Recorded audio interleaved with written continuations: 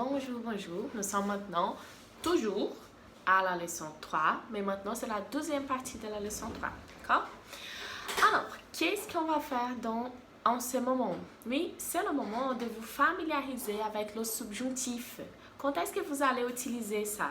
Par exemple, le subjonctif, il est utilisé quand on va exprimer un sentiment ou un désir que ce n'est pas moi qui va réaliser, c'est une autre personne. Par exemple, je veux que vous fassiez les exercices.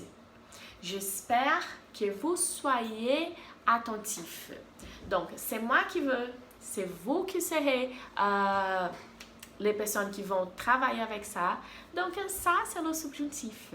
Le subjonctif, c'est un temps verbal qui est utilisé quand on va parler des sentiments. D'accord? C'est le moment d'être plus familiarisé avec ça. On va apprendre aussi à parler des mesures et des quantités. Je veux savoir, quelle est ta taille? Je fais 1,68 m le matin et 1,65 m le soir. Vous savez, parfois les gens sont plus grands ou plus petits, ça dépend du moment de la journée. J'ai déjà été mesurée le matin et le soir et ma mesure était différente, donc c'est différent. Donc, j'ai fait 1,66 m, je veux dire, oui, la moyenne. 1,66 m.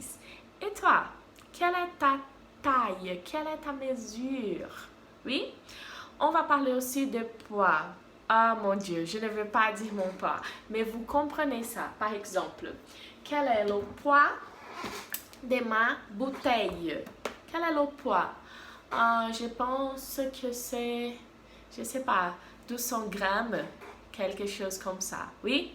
Les mesures sont très importantes parce qu'il faut savoir parler de ça pour acheter quelque chose, pour produire quelque chose, pour faire les gâteaux, parce que vous devez savoir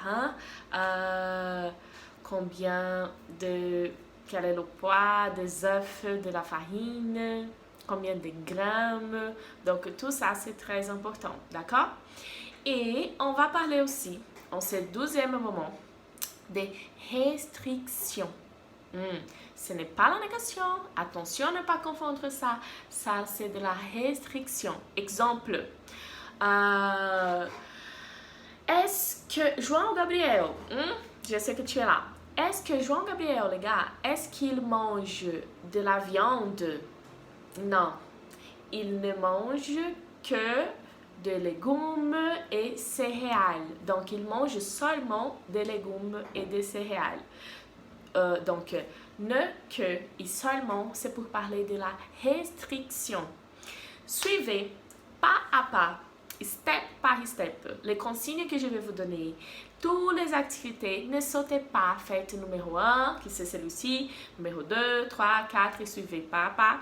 Comme ça, vous allez dominer tout ça et on va se voir à la prochaine classe seulement pour répondre à vos doutes. Le prochain, la classe en ligne, oui, le forum en ligne, et je vais vous aider seulement avec les doutes, d'accord?